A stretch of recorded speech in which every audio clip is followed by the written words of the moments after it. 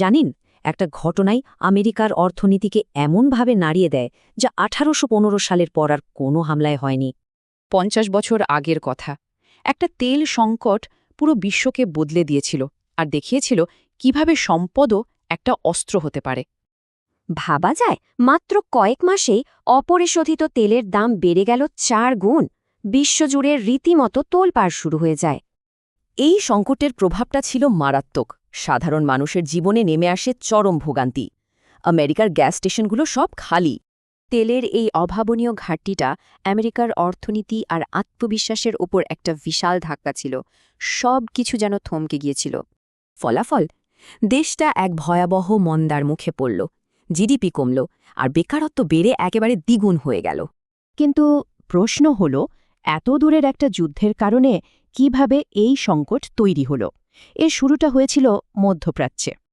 তাদের একটাই লক্ষ্য ছিল ১৯৬৭ সালের যুদ্ধে ইসরায়েলের কাছে হারানো জমিগুলো আবার দখল করা। আর ঠিক এখানেই আমেরিকা একটা বড় সিদ্ধান্ত নেয়। ইসরায়েলকে সাহায্য করার ঘোষণা দেয়, যা আরব বিশ্বকে খেপিয়ে তোলে। এরপরই সৌদি বাদশাহ ফয়সালের নেতৃত্বে আরব দেশগুলো তাদের সবচেয়ে বড় অস্ত্রটা ব্যবহার করার সিদ্ধান্ত নেয়, তেল। স্ট্র্যাটেজিটা ছিল খুব সহজ। তেলের উৎপাদন কমানো হলো, আর আমেরিকা ও তার মিত্রদের কাছে রপ্তানি একদম বন্ধ করে দেওয়া হলো। তবে এর পেছনে কিন্তু আরও একটা বড় অর্থনৈতিক কারণ ছিল, যা এই আগুনে ঘি ঢালে। আমেরিকা গোল্ড স্ট্যান্ডার্ড ছেড়ে দিলে ডলারের দাম কমে যায়।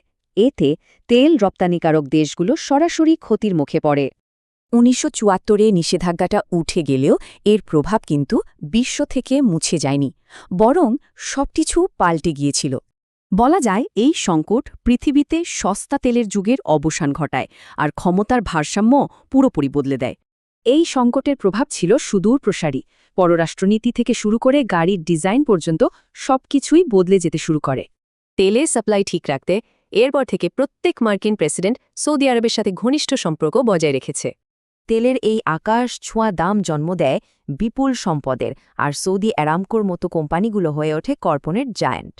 এই ক্ষমতা আজও কতটা প্রাসঙ্গিক তা আমরা এখনও দেখি। এক জায়গার অস্থিরতা পুরো বিশ্বের তেলের বাজারকে নাড়িয়ে দেয়। ৫০ বছর পর আজও ১৯৭৩-এর সংকট একটাই প্রশ্ন তুলে ধরে, আমরা কি কালো সোনার ওপর নির্ভরতা কমাতে পেরেছি?